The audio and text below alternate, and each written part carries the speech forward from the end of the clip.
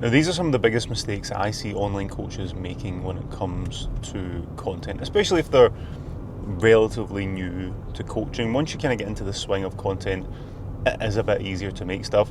Now, I don't have a content strategy, right? I know a lot of other mentors preach, well, you need to have this, you need to have this, you need to have this. And it's the same thing that coaches fall into. Everyone's just talking about the same shit, right? If I've planned content out a day in advance, I'm doing well, right? I never really do that. I get my work done, and then I've always got something that I can talk about, right? Now, one of the girls started with me 2 weeks ago, right? Brand new to online coaching, and we were talking about content. And usually when I bring new clients on, I'll do a full content overview, right? These are the types of things we want to get out. These are the types of posts we want to get out. And we had our first catch-up call. And one of the things she said was, right, okay, I think I'm going to do some of these videos because I see a lot of other coaches doing them. That's number one, right? Most of you guys copy other coaches' stuff. And it's not saying you copy their content word for word, right? But you see ideas from other coaches and you think, right, okay, all the other coaches are doing that. It must be the right thing to do. Most online coaches don't know what they're doing. Most of them are just copying each other. And then there's just this whole strange system of coaches copying other coaches with content that's never going to get any of you clients, right? So I said that to her, and I said, well, most coaches end up not being coaches. I've been a coach for a very, very long time. I've been to loads of different in-person events. I've had loads of these other coaches at the time on social media. We've been friends on social media. Most of them aren't coaches, right? And I'm even talking from 2021, 2022, right? So in the last 4 or 5 years, a lot of these coaches are now no longer coaches, right? They've went and got the real job. And I think that's the main thing. I think it's the content side of things, copying other coaches who don't know what they're doing, right?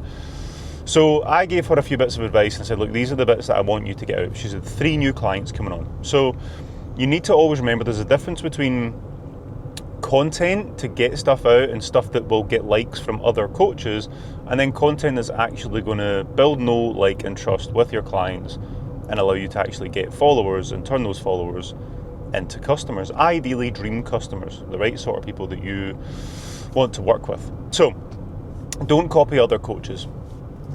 Put out the right sort of content that's actually going to get you clients, like Lisa, the girl that I'm working with just now. One of the other girls that I'm working with, we'd spoken about this week, and she was a bit hesitant to put this type of content out. She said, well, I want my page to look good, right? Now, your page should be your shop window. Your Instagram page should absolutely be clean and professional, and it should be your shop window. But the whole idea of that shop window is to get people to come into your shop and buy your stuff, right? And a lot of other people are just overly concerned about how their page looks. I want to have an aesthetic Instagram. I want it to look a certain way. I want it to look like this. Do you know what I want to do? Is get fucking clients. I want to put stuff out on Instagram that actually gets me clients. And that should be the purpose at the end of the day.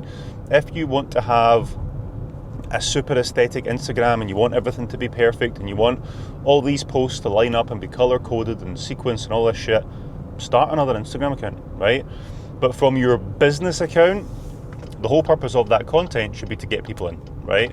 That's the main driver behind putting content out. No one's going to come onto your page and go, I really love the fact that we have fucking yellow stars on these 3 posts and these line up with these 3 posts and it's all very uniform. It's just, it doesn't make sense, right? So she then put this bit of content out. She said it's the most engaged bit of content, and she's got 2 people who've booked in, well, maybe not booked in, but they're inquiring about coaching off the back of this one piece of content that we put out. Now, that is one piece, right? And again, it's the same thing I talk to clients about. These are the bits of content we want to get out. Imagine we had been consistent with these types of bits of content over the last few months, right? You've put one piece out and you've got 2 potential new clients coming in. Imagine we'd just done this, right? So these are the types of bits of content that we want to get out. We don't want to, our pages should look professional and aesthetic, right? But it doesn't need to look uniform. We don't need to have a Twitter style post here, and then a yellow post here, and then a before and after, and then a gym video. It doesn't need to be the same across every single post, right? Because literally no one gives a fuck. You can go into my coaching page, it's at Blue Light Coaching. I just post whatever the fuck I want to post when I post it. See, as long as the quality of the post looks good, I don't really give a fuck if it looks like it matches the rest of my Instagram, right? I just don't care. You have to excuse me, I'm stopping to get petrol. Now, one of the other things is getting too caught up in your head when it comes to content. And again, one of the other girls that I coach, she hello. Full green, please. Full green. Yeah, card payment. So man, thank you. One of the other girls that I coach, she was getting very caught up in her head, right? She's a really, really good coach. She's got a really good message. We know who her niche is, but none of the posts were kind of coming across the way that I knew she could get posts across, right? And again, it's not my first rodeo. I've worked with a lot of coaches. I've literally taken coaches from 0 to fully booked, right? So I know what I'm doing. And I had to play the kind of harsh mentor at this point. I said, look, I'm not looking at any of your content this week. Post a bit of content every single day. I'm not checking any of it. And she posted a bit of content, and she posted content each day, and one of these bits of content was perfect because it was from herself, it was her ideas, it was the things that she wanted to talk about, and it was getting it across in the way that she wanted to get it across. So I know it sounds a bit cheesy, right? But we then refer to that as a golden pillar piece of content, right? This is the exact bit of content. It's talking to the exact type of person that we want it to talk to. So any other content we're making in future, we should kind of refer it back to this and say, right, is this bit of content that I'm putting out today aligned with the golden pillar piece of content? Now, I mean, I can go on fucking all day, right? New coaches, right? I need to niche down, I need to do this, I need to make niche specific content, and they work with fucking busy professionals, right? I mean, that's basically everyone who is an adult. I work with everyone who is an adult. Fucking well done, mate. So one of the best ways to do this, right? See, if you are brand new and you're starting out, one of the best things to do is document your own stuff, right? Don't try and make it super polished. Don't try and make it super professional. Upload through Instagram edits once a day. Upload a carousel. Upload some photo dumps. Let people get to see you and get to know you. And the only way that this works is if you are like your true, genuine, unfiltered self on social media, right? And when you do that and you're building that sort of following of people following along with your journey, you then basically build an audience of your kind of niche, right? Personality-wise, humor-wise, same kind of journey. So if you can build that audience, build that know, like, and trust with those people, it is easier for you to then open up spaces for coaching, right? And again, you know who your niche is because you've done it, right? It's you fucking 6 months ago, 12 months ago. So imagine when I started out and I was growing my online coaching business, right? And I've made millions of pounds from online coaching. We'll do over £500,000 in the next 12 months. Like, when I started with nothing, right? From the first 2 years of online coaching, I had 3 clients paying me 40 quid a month, right? So in hindsight, for me now working as a business mentor, had I documented that full process, that full journey, hello. No application, sir. Nope.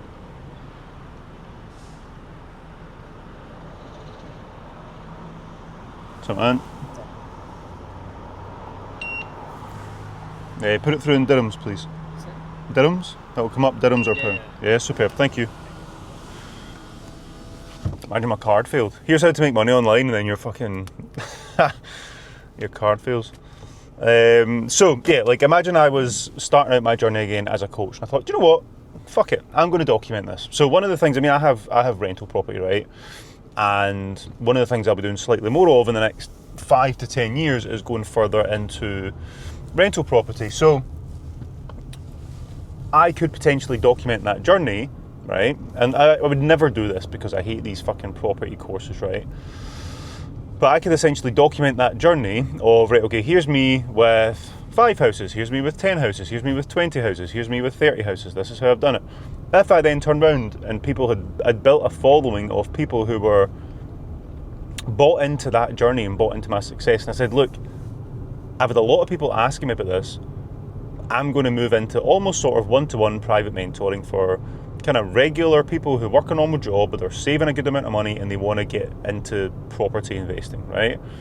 It's the same with mentoring. If I documented my journey growing my fitness business behind the scenes with everything, which again, I kind of do to this point, to this day, I would have built a really good following of other coaches who were like, this is fucking cool, I like watching this guy building this stuff. Again, some of them are going to like you, some of them are going to hate you. That's just the joys of putting stuff out online. And if I then got to the stage, which I basically did, where as soon as you open up spaces to work with coaches one-to-one and help them grow their business, there's coaches reaching out to work with you because you've built that level of trust. They've followed you along the journey. They know you know what you're doing. You've made all the mistakes so they don't have to. They've probably learned a lot even from seeing you go through that process. So it's the same with PT stuff, right? And I think niche is a bit overrated, if I'm being honest. I genuinely think niche is a bit overrated. People buy people, right? So you need to be getting your personality across on social media. Now, the next one is just tips, right? And I get why coaches do this because they think, right, here's your fucking basic protein tips, right? Here's how to hit your protein. Literally no one gives a fuck. No one gives a fuck.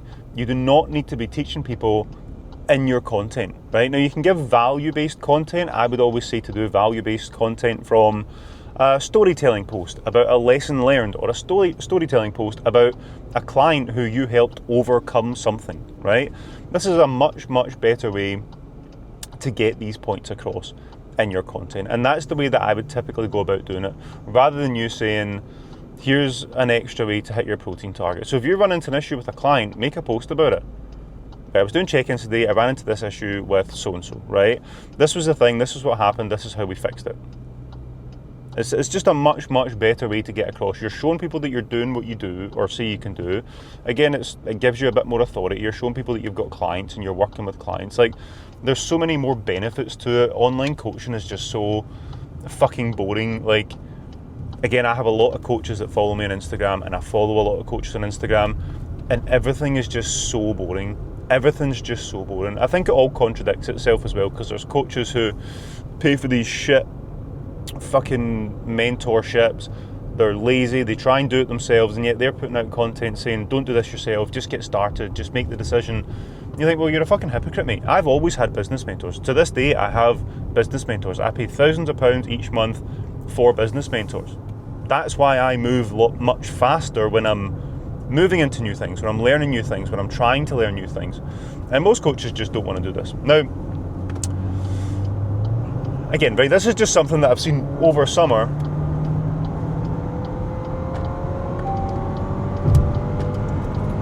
So, over summer, right, you'll see this all the time. And I think you kind of understand why people do it, right? But I put this up on Instagram the other day and I had quite a lot of controversy around it. I say controversy, I had two people message me, right? One thought it was funny, one was offended. So, you'll see this all the time in summer, right? And this is female PTs, right? And I'd made a comment about, if you go on holiday and you're a female PT and you take a picture of you eating a fucking sandwich and you talk about, you think you're fucking liberating women from this like food dungeon, and I basically put a thing up and I was like, you're not exactly fucking Rosa Parks, right? You had a fucking sandwich on holiday, mate. Calm down. But again, people just jump on these trends. They see someone that they like, they see someone that they look up to who's made a post on Instagram, hey girlies, just so you know, you can have full food freedom on holiday. It's like, yeah, they fucking know that, mate. Literally no one is tracking food on holiday. I don't even drink at home. When I go on holiday, I'm having beers, right? I track my calories to a fucking T every single day. When I go on holiday, I'm eating what the fuck I want. No one is going on holiday coming back stressed out because they managed to diet too well while they were away. Like, fucking no one. And this is just what I mean with jumping on these random fucking trends, right? So document more of your stuff. Now, the other thing to think about is other platforms, right? And mentors do this all the time. They're doing these fucking S-tier bullshit lists about platforms, right? So, Facebook.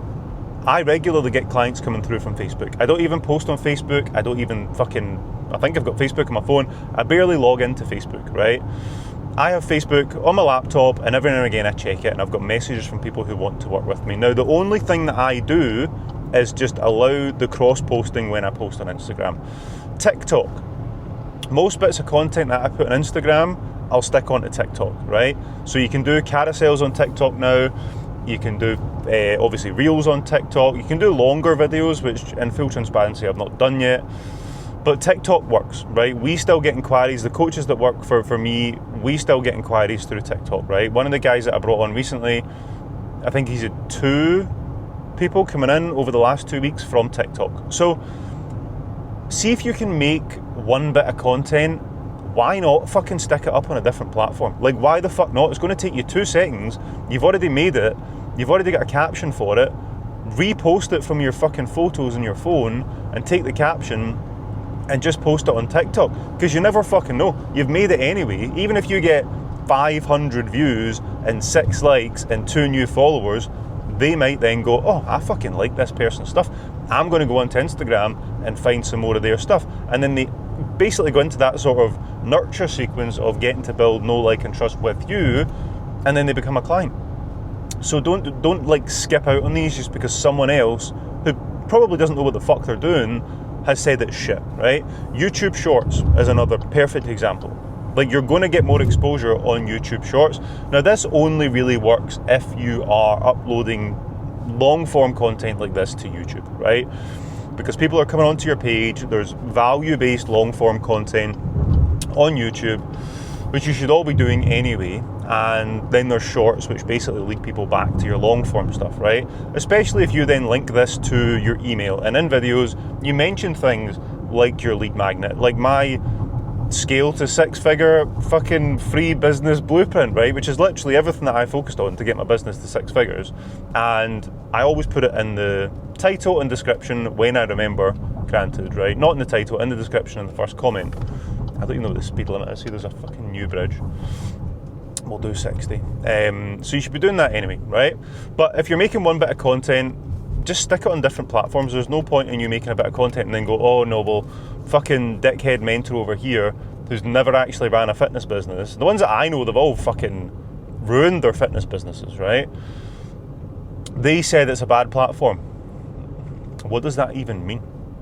What the fuck does that even mean? It's a bad platform, what, because you'll get people like your videos and you'll probably get clients from it? Well, it's not a bad platform then. I honestly think these people just run out of fucking shit to talk about. So anyway, the other thing is AI, right? This is my number one fucking bugbear is AI, right?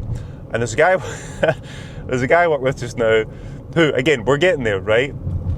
But a lot of his stuff is AI, right? And I remember I'd spoke to him the other week and he'd sent me a bit of content to look at and I was like, we need to stop using AI to write these, mate. Like, it just sounds like the most generic chat GPT. And he said, well, I never really used AI for it. I just used AI for the idea and then it gave me a bit of a script. And I was like, right, so we used AI to make the content, right? Now, that is never going to come across well. Imagine I'd used AI to film this fucking video. It's not this, it's this. This isn't what you need, this is what you need. This isn't this, it's this thing. This is this, not this, right? Everyone knows if it's fucking AI, right? And everything is just saturated with it, especially the online fitness space, because every online coach is trying to fucking cut corners and save time. Instead of actually just working hard on your fucking business, they're like, right, how can I save time with Instagram ideas? I'm just going to put in, right, this is my niche, give me 20 Instagram post ideas, right? Can you rewrite the script for me? Can you write the caption for me? It's not you, right? See me being me, I know that there's a lot of people who come onto my stuff and don't like me, right? But there's also an equal and opposite amount of people that come onto my stuff and go, I actually quite like this fucking guy's stuff. He doesn't fuck around, he swears all the time, I can relate to him, he doesn't hold himself too seriously, he's filming in his car, fucking en route to the gym, right? That's the kind of stuff that we need to be getting across in content, because that's the stuff that's going to allow you to stand out from other people. So stop using fucking AI in your business. Now, I could go on for ages, but I'm nearly at the gym. So hopefully you liked this video, give it a thumbs up if you did, subscribe to the channel, and I'll catch you in the next one.